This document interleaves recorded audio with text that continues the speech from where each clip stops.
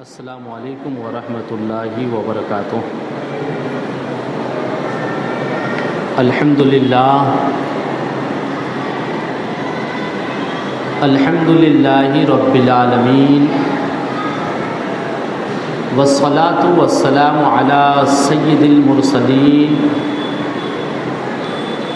والسلام علی اہل بیتہ المطہرین، والسلام علی اصحابہ اجمعین، اما بعد فاعوذ باللہ من الشیطان الرجیم، بسم اللہ الرحمن الرحیم۔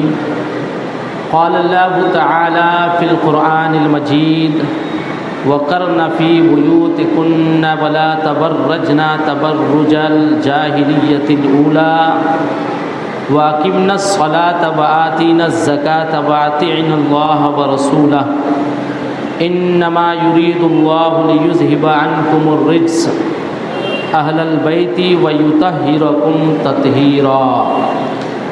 صدق اللہ العظیم وبلغنا رسولہ النبی الامین المتین الکریم، ونحن علی ذلک لمن الشاہدین والشاکرین والحمد للہ رب العالمین۔ محترم حاضرین سامعین، آئیے کچھ کہنے سننے سے پہلے ہمارا وجہ تخلیق کائنات، جان کائنات، شان کائنات، اصل کائنات، محبوب رب کائنات، مخدوم کائنات یعنی احمد مجتبی محمد مصطفیٰ صلی اللہ تعالی علیہ وآلہ وسلم کی بارگاہ میں ہدیہ خلوص درود پاک پیش کرنے کی سعادتیں حاصل کریں اور پڑھیں۔ اللہم صلی علی سیدنا مولانا محمد بارک وسلم صلاۃ وسلام علیک یا رسول اللہ صلی اللہ تعالی علیہ وآلہ وسلم۔ برادران ملت اسلامیہ، حرمت والے مہینوں میں سے محرم الحرام کا مہینہ ہم اور آپ گزارنے کی سعادتیں حاصل کر رہے ہیں۔ آج پہلی تاریخ ہے اور اس دن سے، اس شب سے عالم اسلام میں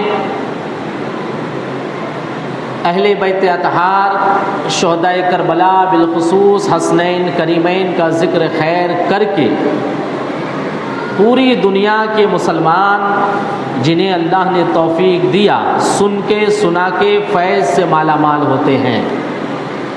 الحمدللہ ہم اور آپ خوش نصیب ہے کہ اللہ رب العزت نے ہمیں بھی ایسے خوش نصیب بندوں میں مقبول جانا اور ہمیں اور آپ کو اہل بیت اطہار شہدائے کربلا کی عظیم شخصیتوں سے متعلق اس نورانی مجلس میں بیٹھنے کا شرف عطا کیا۔ پوری دنیا میں بے شمار انسان بستے ہیں، کتنوں کو کلمہ نصیب نہیں ہے، کتنے کلمہ گو ہیں جنہیں اللہ کے گھروں کے جانب آنا نصیب نہیں ہوتا ہے، پھر اس میں سے کتنے ایسے ہیں جس میں اللہ تعالیٰ اپنے پیارے حبیب کی محبت سے محروم رکھا ہے، پھر اس میں سے کتنے ایسے ہیں کہ جنہیں کچھ بھی بہانے سے شیطان نے اہل بیت اطہار کی مجلسوں سے بھی دور رکھا ہے۔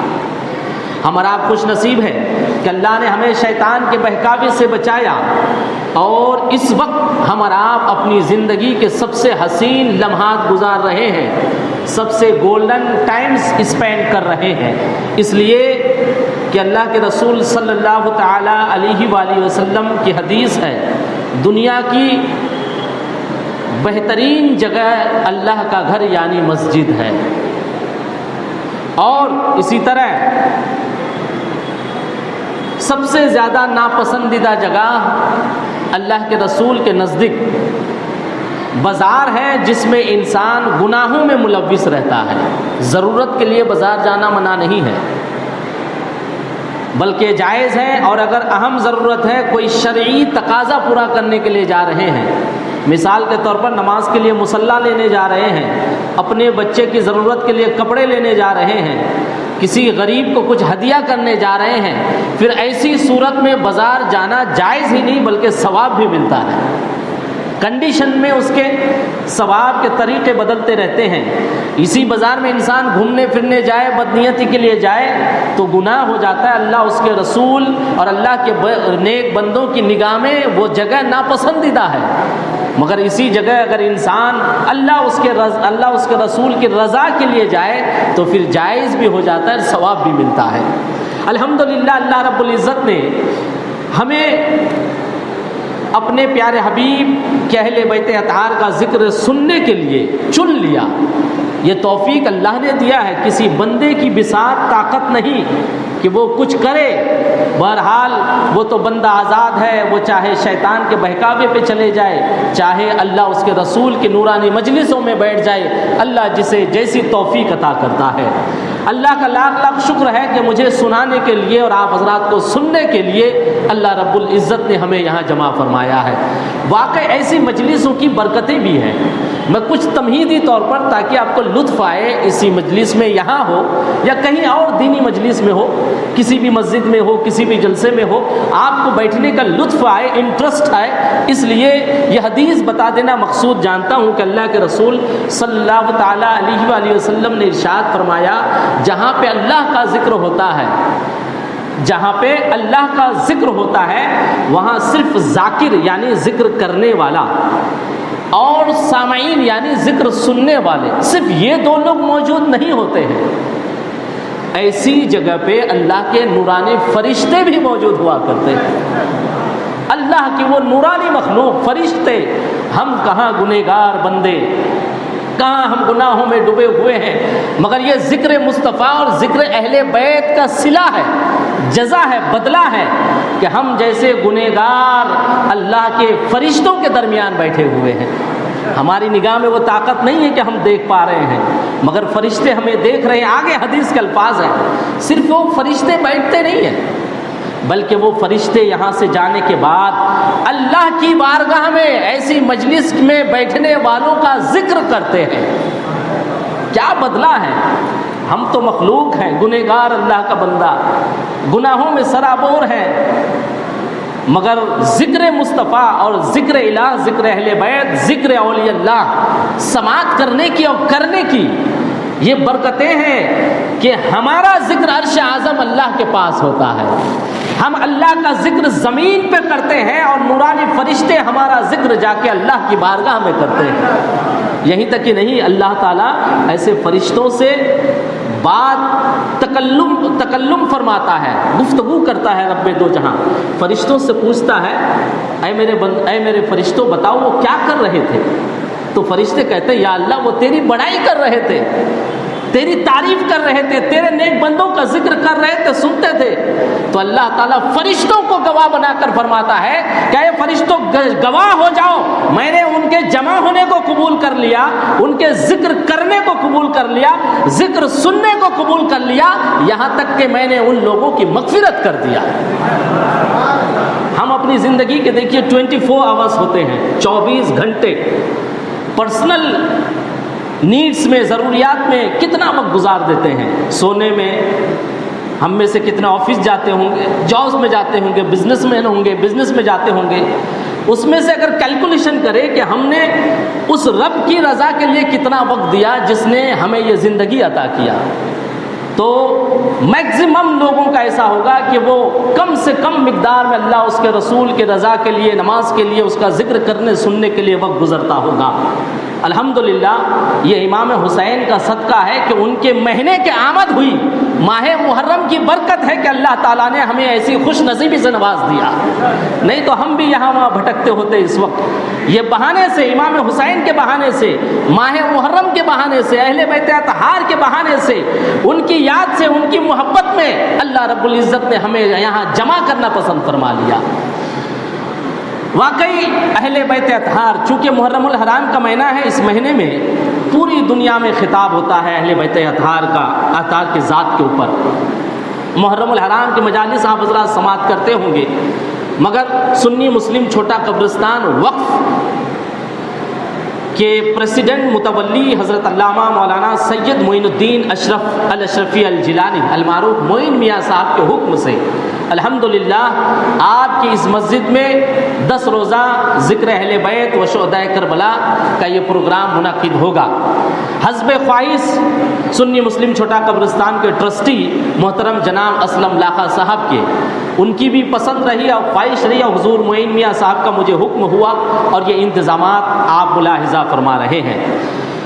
کس زبان سے ہو بیان مدح و شان اہل بیت، کس زبان سے ہو بیان مدح و شان اہل بیت، مدح گوئے مصطفیٰ ہے مدح خوان اہل بیت، اور ان کے گھر بے اجازت جبرائیل بھی آتے نہیں۔ کن کا ذکر کرنے جمع ہوئے ہیں؟ پہلے پکڑیے، اہل بیت کا ذکر کرنے سننے جمع ہوئے ہیں۔ میں آج آپ حضرات کو بتاؤں گا کہ اہل بیت کون لوگ ہیں، ان کا انٹروڈکشن کروں گا۔ شعر سنیے کہ ان کے گھر یعنی اہل بیت اطہار کے گھر، ان کے گھر بے اجازت جبرائیل بھی آتے نہیں۔ تھوڑا سمجھانے کے لیے لے کے چلتا ہوں کہ ہماری دنیا کا ایک دستور ہے، ہمارے ریلیٹیوز میں اگر سب سے بڑا کوئی نامچین مالدار عزت وقار والا آدمی ہے گھر میں آ جائے تو سینہ چوڑا ہو جاتا ہے، میرے گھر میں تو وہ آئے، علاقے کا ایم ایل اے آ جائے، ایم پی آ جائے اور پردھان منتری جی آ جائیں تو پھر اس صاحب کا کیا کہنا، سینہ چوڑا ہو جائے۔ اسی طرح امام صاحب گھر پہ آ جائے، مذہبی روحانیت وہ لگاؤ، اس کے بعد اپنے پیر صاحب آ جائے، وقت کے بہت بڑے مجدد فقی آ جائے، واقعی سینہ چوڑا ہو جاتا ہے، فخر ہو جاتا ہے۔ اور اللہ والوں کی آمد پہ فخر ہونا بھی چاہیے، ان کی قربت ان کی نسبت پانے کی وجہ سے انسان کو فخر ہونا بھی چاہیے، تو سینہ چوڑا ہو جاتا ہے۔ میں پوچھتا ہوں سید الملائکہ جبرائیل امین کون ہے؟ سید الملائکہ، تمام فرشتوں کے سردار۔ فرشتے کون ہیں؟ اللہ کے نورانی مخلوق جو معصوم ہے۔ فرشتے کون مخلوق ہے اللہ کی؟ وہ معصوم ہے، وہ ہمیشہ اللہ کی عبادت میں رہتے ہیں، ان کی کوئی پرسنل نیڈز نہیں ہے، ضرورت نہیں ہے، وہ ہمیشہ اللہ تعالیٰ کی تسبیح و تحلیل کرتے رہتے ہیں۔ وہ نورانی مخلوق ہے اور اس مخلوق کے سردار ہیں جبرائیل امین۔ وہ جبرائیل امین کا مقام ہے، وہ جبرائیل امین کا مقام، اور وہ جبرائیل امین سید الانبیاء کے گھر پہ بنا اجازت آتے نہیں۔ پھر میرے نبی کے گھر کا کیا مرتبہ ہے، میرے نبی کے گھر والوں کا کیا مرتبہ ہے، جن کے گھر سید الملائکہ جبرائیل وداؤٹ پرمیشن نہیں آتے۔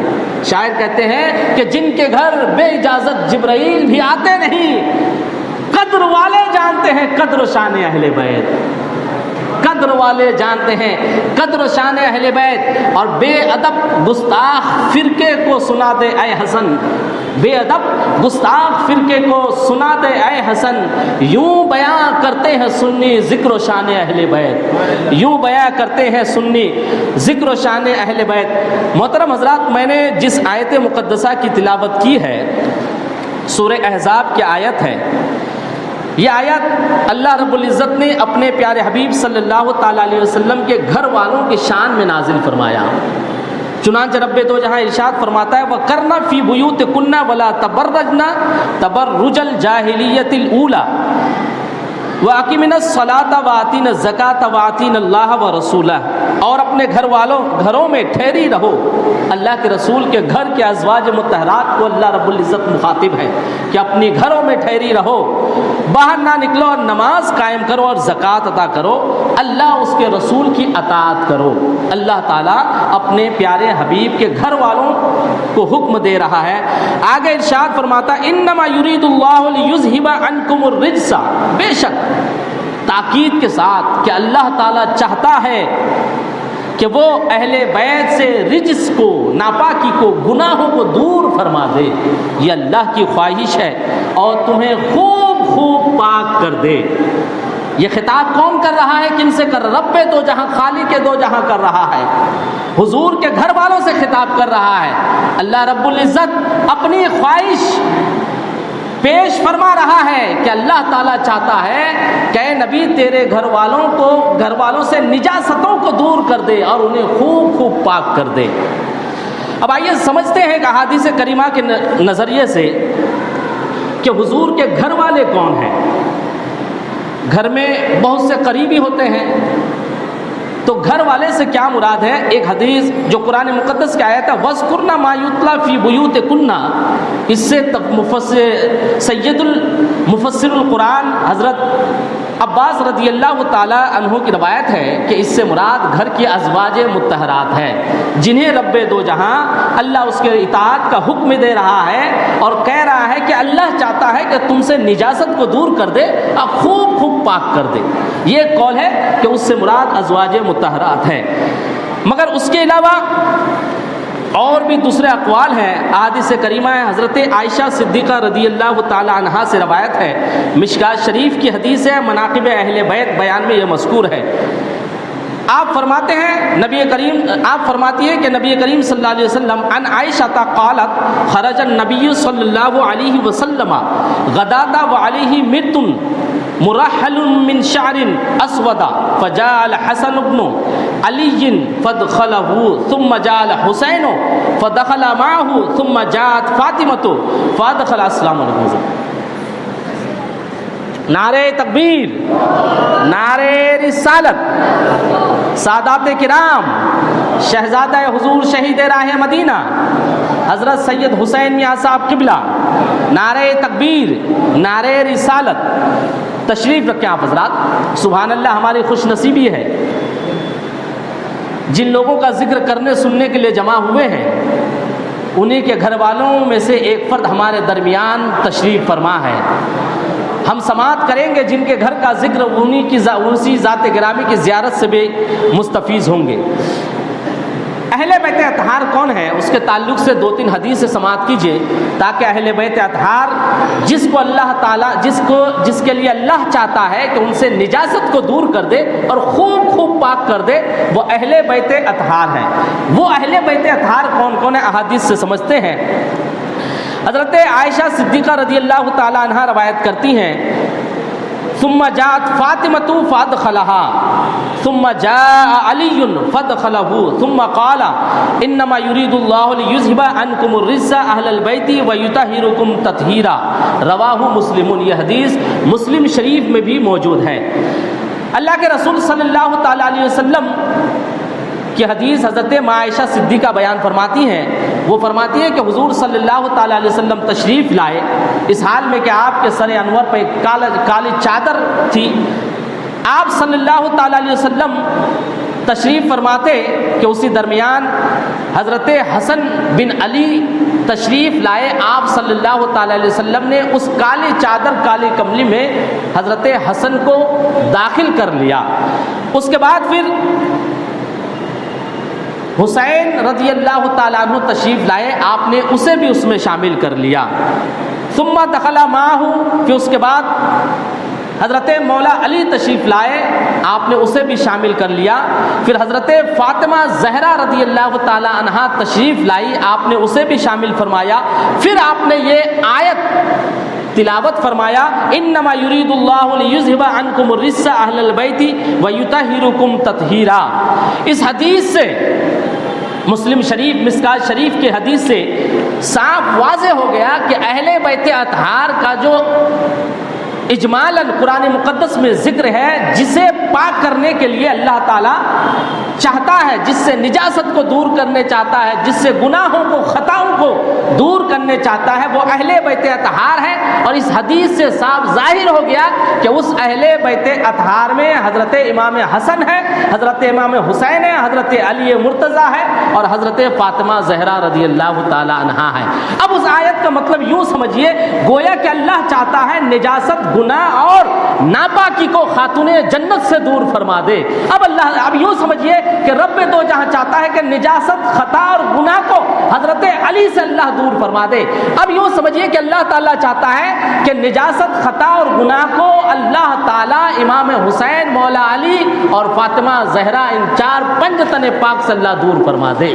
یہ اللہ کی خواہش ہے، اللہ چاہتا ہے ان لوگوں سے خطا اور گناہ کو دور کر دینے کے لیے۔ اچھا، گھر والے یوں عام طور پر یوں بھی کہتے ہیں، ہم اور آپ بھی استعمال کرتے ہیں گھر والے۔ گھر والے سے مراد بیوی بھی ہوتی ہے، بچے بھی ہوتے ہیں اور بہو بھی ہوتے ہیں۔ اس آیت میں مفسرین کرام نے کچھ تفسیر سے گفتگو یوں بھی کی ہے کہ اس سے مراد ازواج مطہرات کو بھی لیا جا سکتا ہے، جو کہ آیت کے شروع کا حصہ ہے۔ آپ گھر والے دو طریقے سے ہوتے ہیں، ایک اہل بیت نسبی، ایک اہل بیت سکنا۔ جو رہنے والے ہیں، جو گھر میں رہنے والے ہیں، اسے بھی گھر والے کہتے ہیں، اور جو نسب سے، حسب سے، خون اور خاندان سے ہوتے ہیں، اسے بھی گھر والے کہا جاتا ہے۔ اب یوں اس میں بھی ایک مراد یوں بھی ہو سکتے ہیں کہ حضور اہل بیت سکنا میں ایک وہ لوگ ہو سکتے ہیں جو گھر میں پیدا ہوئے اور ہمیشہ گھر میں رہے، جیسے کہ حضور صلی اللہ تعالیٰ علیہ وسلم کے صاحبزادے، اور ایک وہ لوگ بھی سکنا میں شامل ہو سکتے ہیں کہ جو گھر سے باہر پیدا ہوئے، باہر کے لوگ ہیں، مگر ازدواجی زندگی میں منسلک ہونے کی وجہ سے گھر میں آ گئے، جس طریقے سے حضور صلی اللہ تعالیٰ علیہ وسلم کی ازواج مطہرات۔ اور جو تیسرے ہیں وہ ہیں کہ گھر میں پیدا ہوئے مگر رہنے کے لیے، زندگی گزارنے کے لیے اور کسی جگہ چلے گئے، جیسے حضرت خاتون جنت یعنی اور حضور کی شہزادیاں کے شادی کے بعد وہ اپنے سسرال چلے گئے۔ نسبی میں حضور صلی اللہ تعالیٰ علیہ وسلم کی ذات گرامی ہے اہل بیت اطہار میں، اور حسنین کریمین کی ذات ہے، اور حضور کے دیگر دو صاحبزادوں کی ذات ہے، اور حضرت خاتون جنت اور دیگر صاحبزادیاں ہیں جسے گھر والوں میں شمار کیا جا سکتا ہے۔ مگر احادیث کریمہ کے ذکر کے بعد اور زیادہ مفسروں کے قول کے بعد یہ بات واضح ہے کہ جس اہل بیت سے اللہ تعالیٰ ناپاکی کو دور کرنے چاہتا ہے، خطا گناہ کو دور کرنے چاہتا ہے، اس اہل بیت سے اول مقصود یعنی کہ زیادہ تر مقصود، زیادہ تر مقبول یہی قول ہے، اہل بیت سے مراد حضور صلی اللہ تعالیٰ علیہ وسلم کی ذات ہے، خاتون جنت ہے، حضرت مولا کائنات ہے، امام حسن ہے اور امام حسین ہے۔ ایک حضرت انس رضی اللہ تعالیٰ عنہ کی روایت، ان رسول اللہ صلی اللہ تعالیٰ علیہ وسلم کانا یمر بباب فاطمہ ستۃ اشہر اذا خرج لصلاۃ الفجر یقول یا اہل البیت انما یرید اللہ لیذھب عنکم الرجس اہل البیت ویطہرکم تطہیرا۔ حضرت انس رضی اللہ تعالیٰ عنہ کی اس حدیث کا مفہوم یہ ہے کہ اہل بیت اطہار سے مراد یہ چار لوگ ہیں، حضور کی ذات گرامی ہے۔ اس کی دلیل یہ ایک حدیث ہے کہ حضور صلی اللہ تعالیٰ علیہ وسلم حضرت خاتون جنت کے گھر سے فجر کے وقت جب بھی جاتے تو آپ اس آیت کا تلاوت کرتے، تو مفسرین فرماتے ہیں کہ حضور کا حضرت خاتون جنت کے گھر سے جاتے وقت آیت تطہیر کا ذکر کرنا، تلاوت کرنا اس بات کی دلیل ہے کہ جس اہل بیت سے رب دو جہاں خطاؤں کو، گناہوں کو دور فرمانا پسند فرماتا ہے، وہ خاتون جنت کا گھر ہے۔ یہ بھی ایک مقصد ہے، اس سے اہل بیت اطہار مراد ہے۔ ایک حدیث اور سماعت کیجئے تاکہ آپ کو اطمینان ہو جائے کہ آیت تطہیر جس کی شان میں نازل ہوئی، کیونکہ قرآن میں اہل بیت ہے، نہ امام حسن کا نام ہے، نہ امام حسین کا نام ہے، نہ مولا کائنات کا نام ہے، نہ حضرت خاتون جنت کا نام ہے، تو اہل بیت سے مراد کون لوگ ہیں؟ اس تعلق سے قرآن کو سمجھنے کے لیے ہمیں احادیث رسول کا سہارا لینا ہے، حضور کی زندگی کو دیکھنا ہے، احادیث کریمہ کو سمجھنا ہے، کیونکہ قرآن بنا رسول کے بولے سمجھائے دنیا کا کوئی شخص سمجھ ہی نہیں سکتا ہے۔ قرآن سمجھنا ہے تو بارگاہ مصطفیٰ سے سمجھنا پڑے گا، قرآن جاننا ہے تو بارگاہ احادیث رسول سے جاننا پڑے گا، قرآن کے اوپر مکمل طور پر عمل پڑنا ہے تو حضور کی اس انمول زندگی کو دیکھنا پڑے گا جو آپ نے اللہ کے احکام کے مطابق زندگی گزارا۔ ان عمر بن ابی سلمۃ رضی اللہ تعالی عنہ قال لما نزلت هذه الآية على النبي صلى الله تعالى عليه وسلم انما يريد الله ليذهب عنكم الرجس اهل البيت ويطهركم تطهيرا في بيت ام سلمة فدعا فاطمة وحسن وحسين فجللهم بكساء وعلي خلف ظهره فجلله بكساء ثم قال هؤلاء اهل البيت فاذهب عنهم الرجس۔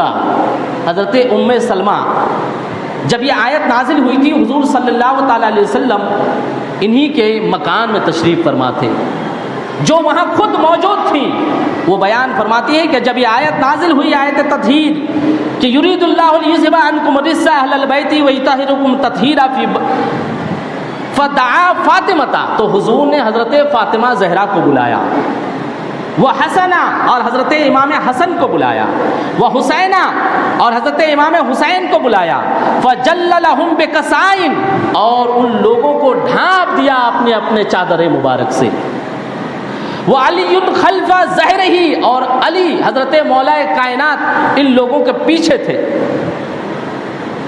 فجل لہ بکسائن، پھر حضور نے حضرت مولا کائنات پہ بھی اپنے چادر کو ڈال دیا، اور پھر حضور نے فرمایا رب دو جہاں سے ہؤلاء اہل بیتی فاذھب عنہم الرجس، اے رب دو جہاں، اے خالق دو جہاں، تو چاہتا ہے، تیرا ارادہ ہے کہ اہل بیت اساد سے نجس کو، ناپاکی کو، گناہوں کو دور فرما دے، اے رب دو جہاں میں بھی تجھ سے دعا کرتا ہوں کہ تو نجاست کو، خطاؤں کو، گناہوں کو دور فرما دے اہل بیت سے، اور ہاں یہ میرے ساتھ علی ہے، یہ اہل بیت سے ہے، یہ میرے ساتھ حسن ہے، یہ اہل بیت سے ہے، یہ میرے ساتھ حسین ہے، یہ اہل بیت سے ہے، یہ میرے ساتھ فاطمہ ہے، یہ اہل بیت سے ہے، اے رب دو جہاں تو ان لوگوں سے خطاؤں کو، نجسوں کو، گناہوں کو دور فرما دے۔ سب سے آتھینٹک حدیث ہے یہ کہ اہل بیت اطہار کے مقام میں سب سے موضوع حدیث ہے یہ، اس لیے کہ اب تک آپ کیا یرید اللہ، اللہ چاہتا ہے نجاست کو دور فرما دے، اب تک خالق چاہ رہا تھا، مالک چاہ رہا تھا، رب دو جہاں چاہ رہا تھا کہ نجاست کو اہل بیت سے دور فرما دے، اب دعائے مصطفیٰ بھی شامل ہے، ارادہ خالق کے ساتھ، مقصد خالق کے ساتھ، اللہ کے ارادے کے ساتھ اب محبوب خدا یعنی پیارے مصطفیٰ کی رضا اور دعا بھی شامل ہو گئی، جسے پاک کرنے کے لیے پیارے رسول کی رضا ہو، جس سے خطاؤں کو، گناہوں کو دور کرنے کے لیے پیارے مصطفیٰ کی رضا ہو، جس سے خطاؤں کو دور کرنے کے لیے اور نجسوں کو دورنے کے لیے خالق دو جہاں چاہتا ہو، تو پھر یقیناً وہ گھرانہ سب سے نرالا، سب سے نرالا وہ گھرانہ، اس گھرانے کے جیسے کوئی گھرانہ نہیں ہو سکتا ہے۔ اسی لیے فاضل بریلوی رضی اللہ تعالیٰ عنہ ارشاد فرماتے ہیں، تیری نسل پاک میں ہے بچہ بچہ نور کا، تیری نسل پاک میں ہے بچہ بچہ نور کا، تو ہے عین نور، تیرا سب گھرانہ نور کا۔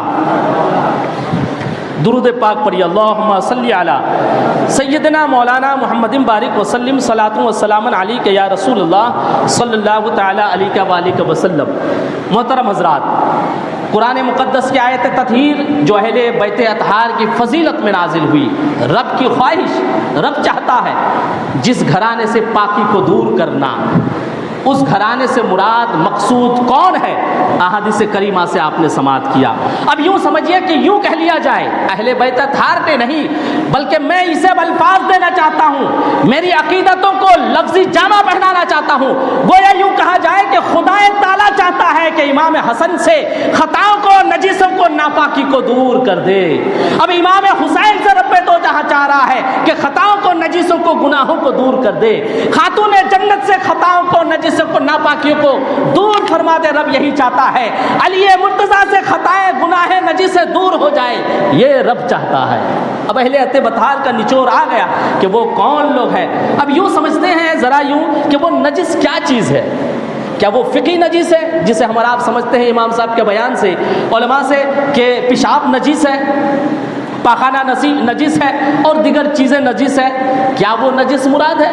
وہ کون سی نجس ہے؟ یہ ہے کیا چیز جسے اللہ تعالیٰ اہل بیت اطہار سے دور فرمانے چاہ رہا ہے؟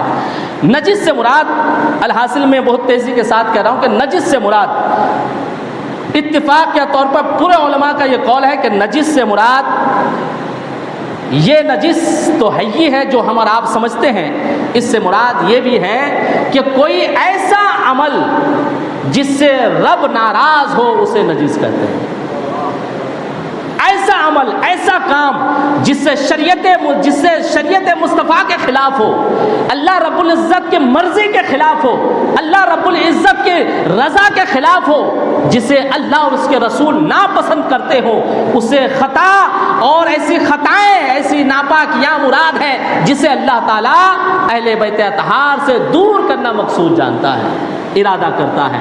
اب بتائیے، امام حسن، امام حسین، اہلیہ فاطمہ خاتون جنت کی زندگی پہ، حیات پہ کچھ لوگ، کچھ بدبخت، کچھ شیطان کے غلام، کچھ جہنم کے مستحق اللہ کے نافرمان بندے آپ کے حیات مبارک کے کچھ بعض ایام پر، کچھ فیصلوں پر، کچھ باتوں پر انگشت نمائی کرتے ہیں۔ ایوبی کہتے ہیں کہ امام حسین کربلائے معرکہ پہ زیادہ تر لوگ، کیونکہ جیسے ہی غلامان حسین امام حسین پہ ذکر کرنے لگتے ہیں، ان کی عقیدتوں کا اظہار کرنے لگتے ہیں، تو اسی طرح شیطان کے چیلے بھی سامنے سے آتے ہیں۔ کیا ضرورت تھی حکومت کے خلاف بات دور کرنے کی، بات اٹھانے کی؟ کیوں گئے تھے؟ طرح طرح کی باتیں ہیں۔ میں ان سے چاہتا ہوں کہ اگر امام حسین اس کی مخالفت، یزید ملعون کی مخالفت نہیں کرتے تو یہ نجس ہوتا، یعنی کہ خطا ہوتی۔ اگر آپ مخالفت نہیں کرتے تو یہ رب کی رضا کے خلاف ہوتا، حکم قرآن، حکم مصطفیٰ، حکم شریعہ کے خلاف ہوتا۔ ارے حسین یزید کے خلاف کیوں نہ جاتے؟ یزید کے خلاف اٹھ کھڑے ہونا یہ پاکی ہے، اللہ رب العزت کی رضا، اس سے رضامندی حاصل ہوتی ہے۔ اور یزید ملعون کے خلاف نہ اٹھ کھڑے ہونا، یزید کی حمایت کرنا، یزید کی تائید کرنا، یہ ناپاکی ہے، نجس ہے۔ حسین سے تو اللہ تعالیٰ نے ناپاکی کو، نجس کو، خطا کو دور فرما دیا ہے۔ کس طرح کی باتیں نہیں ہو سکتی ہے۔ محترم حضرات، یہ اہل بیت اطہار کا انٹروڈکشن، تعارف قرآن مقدس کی احادیث، قرآن مقدس اور احادیث کریمہ کے نظریے سے میں نے رکھا۔ اب یہ اہل بیت اطہار سے ہمارا کنیکشن کیسا ہونا چاہیے؟ دیکھیے، انسان اللہ رب العزت کے احکامات اور شریعت مصطفیٰ پہ زندگی گزارتا ہے، اس کے دو اہم پہلو ہیں۔ ایک پہلو تو یہ ہے عملیات پہ ہے، عملیات پہ ہے۔ دوسرا پہلو جسے کہتے ہیں حقوق العباد، حقوق اللہ۔ ایک تو حقوق اللہ، اللہ کا حق ہے بندوں پر، نماز، روزہ، جو صاحب نصاب حج کرے، زکوٰۃ دے، یہ اللہ کا حق ہے بندوں پر۔ اس سے اگر انسان کبھی کبھار غفلت برت لے تو اللہ تعالیٰ معاف بھی فرما دے۔ اللہ کا حق نہیں ادا کیا تو اللہ معاف فرما دے۔ دوسرا ہے حقوق العباد، اور حقوق العباد کا مین اسٹرکچر کہیے، سب سے زیادہ تو اول مقصود ہے حقوق العباد میں دے وہ ذات مصطفیٰ کی تعظیم کرنا، عزت کرنا۔ سارے دنیا کے لوگوں کے حقوق کو ایک طرف رکھ دیجئے اور پیارے مصطفیٰ سے عشق کرنا، محبت کرنا، اہل بیت اطہار سے محبت کرنا، یہ سارے حقوق کا نچوڑ ہے۔ ایک پلے میں پوری دنیا کے لوگوں کے حقوق، ایک پلے میں اہل بیت اطہار کے حقوق۔ حقوق العباد میں سے یہ سب سے اول مقام پہ ہے۔ اچھا، اہل بیت اطہار کا ہم پر کیا حق ہے؟ حقوق العباد میں سے اول کیا ہے؟ ذات مصطفیٰ سے محبت کرنا، عشق کرنا، بے پناہ چاہنا، یہ اول تقاضا ہے، بلکہ یہ تو بنیاد ایمان ہے۔ یہ اگر مفقود ہو جائے، ختم ہو جائے، پھر انسان کا ایمان ختم ہو جائے۔ اہل بیت اطہار سے ہمیں محبت کرنا ہے، یہ ان کا ہمارے اوپر حق ہے، اور یہ حق قرآن سے جانتے ہیں۔ سورہ شورا بہت ہی مشہور سورہ ہے، آپ حضرات بارہا جانتے ہوں گے۔ اللہ رب العزت ارشاد فرماتا ہے، قُلْ لَا أَسْأَلُكُمْ عَلَيْهِ أَجْرًا إِلَّا الْمَوَدَّةَ فِي الْقُرْبَى۔ اللہ کیا چاہتا ہے؟ ایک تو دو چیزیں، حقوق اللہ، نماز، روزے، دوسرے حقوق العباد، اور پھر حقوق العباد میں سے سب سے اہم ذات مصطفیٰ سے عشق اور محبت، اہل بیت اطہار سے محبت، یہ ان کا حق ہے ہمارے اوپر۔ حقوق اللہ اگر انسان کھو دے، اس سے غفلت برا، اللہ معاف کر دے، مگر ایک بات جانیے، حقوق العباد جب تک بندہ نہیں معاف کرے گا، جس کی حق تلفی ہوئی ہو، جب تک وہ نہ معاف کرے، اللہ رب العزت معاف نہیں کرے گا۔ تو حضور کا ہم پر یہ حق ہے کہ ہم انہیں بے پناہ چاہیں، سب سے زیادہ چاہیں، اور ان کے اہل بیت اطہار سے محبت کرے۔ جو محبت نہیں کرتا ہے، یعنی کہ اہل بیت اطہار کا حق ادا نہیں کرتا ہے، جو اہل بیت اطہار سے عشق نہیں کرتا ہے، چاہت نہیں رکھتا ہے، یوں سمجھیے کہ وہ اہل بیت اطہار کا حق نہیں ادا کر رہا ہے۔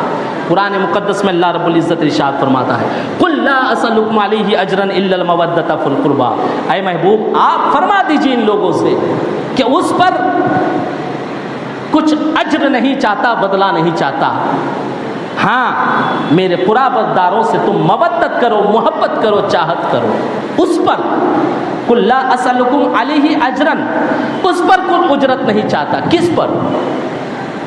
ایسی وہ کون سی چیز ہے جسے اللہ تعالیٰ اپنے پیارے حبیب کے ذریعے سے بندوں سے مخاطب ہے، اے محبوب آپ لوگوں سے کہیے کہ اس پر کچھ اجرت نہیں چاہیے، بدلہ نہیں چاہیے، صلہ نہیں چاہیے۔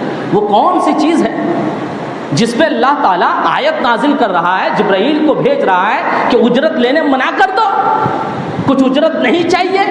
وہ کون سی چیز ہے؟ وہ ہے دامن اسلام میں اللہ کے بندوں کو داخل کرنا۔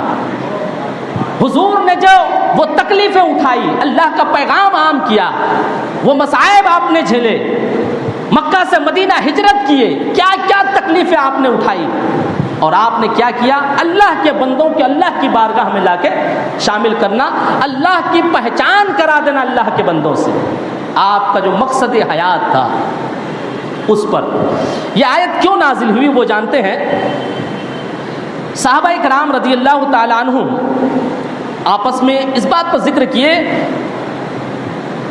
کہ دیکھو حضور صلی اللہ تعالی علیہ وسلم کی ذات گرامی کا یہ صدقہ ہے کہ آج ہم روشنی میں ہیں، ہدایت میں ہیں، ایک خدا کی عبادت کر رہے ہیں، ایک معبود کی۔ حضور آئے تو ہمیں والدین کی عزت کا سبق ملا، سلیقہ ملا۔ حضور آئے تو ہم بیٹیوں کو زندہ درگور کرنا بند کیے۔ حضور آئے تو ہم بیواؤں کو گلے لگانا شروع کیے۔ حضور آئے تو ہم یتیموں پر دست شفقت رکھنا شروع کیے۔ حضور آئے تو ہم انسان بنے، نہیں تو اندھیرے میں تھے۔ یہ صحابہ کو احساس ہوا، کیونکہ صحابہ اسلام میں جو لوگ داخل ہوئے تھے اس کے بعد بھی کفر کا سلسلہ جاری تھا، اب تک ہے، کفر تو چلتا رہے گا۔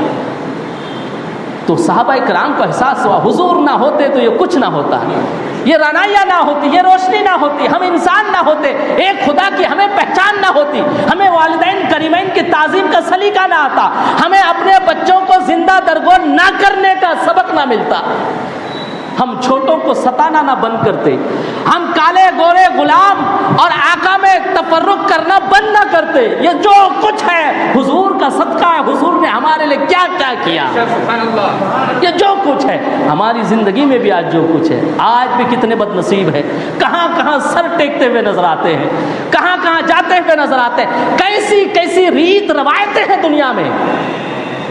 آپ ہسٹری اٹھا کے دیکھیے، محمد بن قاسم کا دور پڑھیے، ہندوستان کے وہ ادوار پڑھیے، وہ ہسٹری پڑھیے 1400 سال پہلے کی، کیا ماحول تھا، ہندوستانی نہیں پوری دنیا کی کیا ریت روایتیں تھیں، انسان کس قدر اللہ کی بارگاہ سے ہی بھٹکے ہوئے نہیں تھے، بلکہ انسان تو اپنے آپ میں انسان ہی نظر آ رہا تھا۔ جو کچھ دیا، جو کچھ ملا حضور کے صدقے میں ملا، ہمیں حضور کے صدقے میں ملا ہے، اللہ نے توفیق عطا کیا ہے کہ ہم ان کی غلامی میں داخل ہیں اور ان کا ذکر کر رہے ہیں اور احسان مند ہے اور اللہ اس کے رسول کا شکر ادا کر رہے ہیں۔ اس کے علاوہ بھی جن لوگوں کو جو کچھ ملا ہے، جس طرح وہ خالق ہے سبھی کا، اسی طرح یہ رحمت ہے سبھی کے لیے، سب کچھ سب کے لیے جو ملا ہے حضور کے صدقے، یہ ذکر ہو رہا تھا۔ تو صحابہ نے پوچھا کیوں نہ حضور کی بارگاہ میں کچھ نظر پیش کیا جائے، کچھ ہدیہ پیش کیا جائے، کچھ دیا جائے، حضور نے اتنا ہمارے لیے کیا، ہم نے کیوں آپس میں کچھ جمع کر کے حضور کی ضروریات کے لیے کچھ نذرانہ ہدیہ، کچھ ضرورت کی چیزیں پیش کر دیں کہ حضور کا ہم پر ایک احسان ہے، ہم بھی تھوڑا آدھا کچھ پیش کر دیں۔ دیکھیے جو اس پر آیا تھا نا، کیونکہ صحابہ کرام ہدیہ دینے کے ارادے سے پہلے ان احسانات کو گنائے تھے کہ حضور اسلام دیے، حضور کے احسانات ہے، یعنی کہ اسلام کی تبلیغ وجہ ہے، اس پر کچھ بھی لینے سے اللہ نے منع کر دیا۔ حضور نے جو تبلیغ اسلام کیا اور اس کے بدلے میں صحابہ دے رہے تھے اس کے ذکر کے بعد، تو اللہ نے آیت نازل اتار دیا، اے محبوب آپ اپنے صحابہ سے کہہ دیجئے میں نے جو تمہیں ایک خدا کی عبادت کرنے کا ڈھنگ بتایا مجھے کچھ نہیں چاہیے، میں نے جو تمہیں اندھیروں سے نکال کر اجالے میں لایا مجھے کچھ نہیں چاہیے، میں نے جو تمہیں انسان بنایا مجھے کچھ نہیں چاہیے، میں نے جو بزرگوں کے تعظیم و تکریم کا صلہ بتایا مجھے کچھ نہیں چاہیے. میں نے جو تمہارے ماں کے قدموں میں جنت لا کے رکھ دیا, مجھے کچھ نہیں چاہیے. میں نے جو یتیموں کی پرورش کرنے کے بدلے تمہیں جنت میں اعلیٰ مقام دکھایا, مجھے کچھ نہیں چاہیے. میں نے جو تمہیں مظلوم, بے کس, بے سہارا غریبوں کی مدد کا ڈھنگ طریقہ دیا, مجھے کچھ نہیں چاہیے. اب محبوب چاہ رہا ہے, اللہ چاہ رہا ہے. حضور سے دیکھ, خواہش خالق ہے, یہ رسول اللہ کی خواہش نہیں ہے کہ مجھے کچھ نہیں چاہیے اور میرے قرابت داروں سے محبت کرو. اللہ کے بعد ہے کوئی؟ اللہ کی ذات خدا کے پاس تو دین کچھ نہیں ہے, اور وہ خالق ہے, کریٹر ہے. اس کی خواہش ہے کہ تبلیغ اسلام کے لیے نبی آپ کچھ نہ لیجیے, اور اپنے محبوب سے کہلوا رہا ہے کہ تبلیغ اسلام کے لیے آپ کچھ نہ لیجیے. ہاں, اگر یہ احسان مند ہے, اگر انہیں غیرت ہے, اگر یہ آپ کے قریب ہونا چاہتے ہیں, آپ کی رضا اور خوشی چاہتے ہیں, اے محبوب آپ کہہ دیجئے کہ وہ آپ کے قریب کے لوگوں سے محبت کرے. محبت والے ہیں, دیکھیے محبت کرنے کا حکم دیا جا رہا ہے. کس سے؟ قرابت دار, اہل بیت اطہار, حضور کے حسب والے, نسب والے. اے یزیدیوں, آج کے یزیدیت اور یزیدیوں سے مخاطب ہوں, حسین سے محبت, اہل بیت سے محبت, یہ منشاء مصطفیٰ ہی نہیں, منشاء خالق دو جہاں ہے. جو حسین سے محبت نہیں کرتا ہے وہ اللہ یعنی خالق کے منشے پہ نہیں اتر رہا ہے. جو حسنین سے محبت نہیں کر رہا ہے وہ ارادہ منشاء خالق سے پھر رہا ہے. یہ اللہ کا ارادہ, اللہ چاہتا ہے, کیونکہ حضور چاہتے تو ایسے ہی فرما دیتے. رب حضور سے مخاطب ہے, حضور سے کہلوایا جا رہا ہے امت سے, اس پر کچھ نہیں لو. ہاں, اگر تمہیں غیرت ہے لوگوں, تمہیں اگر احساس ہے کہ ہم جو اللہ کے بندے بنے ہیں, گمراہی دلالت سے نکل کر جو باہر آئے ہیں, یہ جو کچھ ہے حضور کا صدقہ ہے, تو بس اتنا کرو جس سے تمہارا کچھ گھٹے نہیں. ایک بات دیکھیے, اگر یہ آیت یوں بھی ہوتی کہ بھائی 10% دینا ہے پرسنٹیج میں, جو محبت کرتا ہے, کتنے محبت کرنے والے کنارے ہو جاتے. 20% دینا ہے ٹوٹل پرسنٹیج میں سے, کتنے کنارے ہو جائے. یہ دیکھو خالق دو جہاں نے فری میں رکھ دیا محبت کو, فری میں, کچھ نقصان نہیں ہے. یہ نہیں کہا کہ اپنے بچوں سے نہ محبت کرو, ان سے کرو. یہ نہیں کہا کہ اپنے گھر والوں سے محبت نہ کرو, ان سے کہو. یہ نہیں کہا کہ تم اپنی پسند سے, جائز پسند سے محبت نہ کرو, ان سے کہو. بلکہ یوں کہہ دیا کہ بس ان سے محبت کرو, تمہاری ساری خواہشیں محبتیں قبول ہو جائے گی اہل بیت اطہار کی محبت کے صدقے میں. ان سے محبت کو بہت محفوظ رکھیے. یہ منشے دیکھیے, گھر والوں سے ناپاکی, نجس اور گناہ کو, خطا کو دور کرنا بھی اللہ کا ارادہ ہے, اللہ چاہتا ہے. اور اہل بیت اطہار سے, سید سادات سے محبت کرنا بھی یہ اللہ تعالیٰ چاہتا ہے. اللہ نے اپنے محبوب سے کہلوایا. انشاءاللہ پھر کل آپ حضرات کے سامنے کچھ مزید گفتگو کروں گا. اللہ رب العزت سے دعا ہے کہ اللہ تعالیٰ ہمارے یہاں جمع ہونے کو, سننے کو, سنانے کو قبول فرمائے. وما علینا الا البلاغ. السلام علیکم ورحمۃ اللہ. آئیے صلاۃ و سلام کے لیے کھڑے ہو جائیں.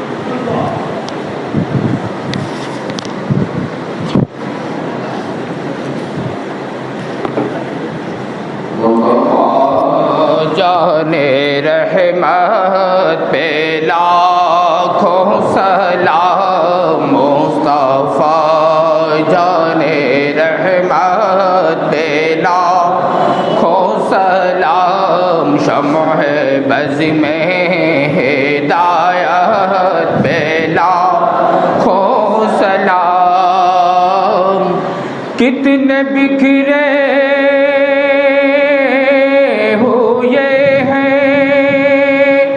مدینے کے پھول, کتنے بکھرے ہوئے ہیں مدینے کے پھول. کربلا تیری قسمت پہ لاکھوں سلام مصطفیٰ, جانے رحمت پہ لاکھوں سلام, شمع بز میں ہدایت پہ لاکھوں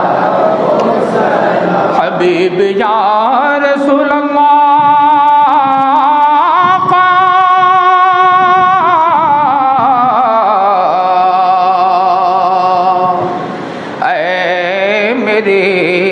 مولا کے پیارے نور کی آنکھوں کے تارے اب کسے سید پکارے آقا تم ہمارے ہم تمہارے یا نبی سلام علیکہ یا رسول سلام علیکہ یا حبیب سلام علیکہ صلوات اللہ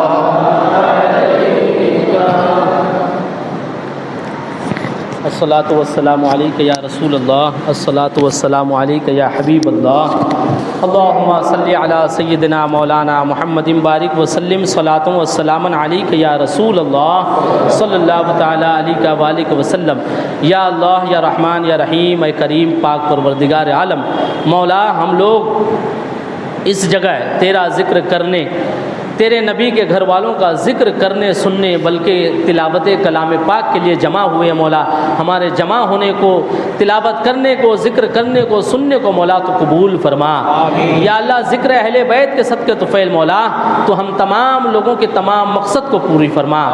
یا اللہ ہم میں سے جو پریشان حال ہے ان کی پریشانی کو دور فرما، جو بے روزگار ہیں انہیں روزی کے ذرائع سبیل و اسباب عطا فرما۔ یا اللہ ہمیں حلال اور جائز کمائی کرنے کی توفیق و رفیق عطا فرما۔ یا اللہ ہم میں سے جو مقروض ہیں انہیں قرض سے سبکدوش ہونے کی توفیق و رفیق عطا فرما۔ یا اللہ ہم میں سے جن کے والدین اس دنیا سے گزر چکے ہیں تو ان کی مغفرت فرما۔ یا اللہ ہم میں سے جن کے والدین باحیات ہیں انہیں صحت، تندرستی اور عمر دراز عطا فرما۔ یا اللہ امام حسین کے صدقے طفیل مولا، شہدائے کربلا کے صدقے طفیل مولا، اہل بیت اطہار کے صدقے طفیل مولا، ہماری عالم اسلام کے مسلمانوں کی سبھی کی مولا پریشانیوں کو دور فرما۔ یا اللہ مظلوم، بے کس، بے سہارا مسلمانوں کی تو غیب سے مدد عطا فرما۔ یا اللہ بالخصوص حضور شہید راہ مدینہ کے قبر انور پر مولا تو اپنا نور و نکھت و برکتیں عطا فرما، اپنی رحمتیں نازل فرما۔ یا اللہ ہم تمام لوگوں کو حضور شہید راہ مدینہ کی برکتوں سے مالا مال فرما، حضور مخدوم سمنا کی برکتوں سے مالا مال فرما۔ تجھے فضل کرتے نہیں لگتا بار، نہ ہو تجھ سے مایوس امیدوار۔ ان اللہ و ملائکتہ یصلون علی النبی یا ایھا الذین آمنوا صلوا علیہ وسلموا تسلیما۔ اللہم صلی علی سیدنا مولانا محمد بارک وسلم، صلاۃ والسلام علیک یا رسول اللہ صلی اللہ تعالی علیہ وسلم۔ سبحان ربک رب العزت عما یصفون وسلام علی المرسلین والحمد للہ رب العالمین۔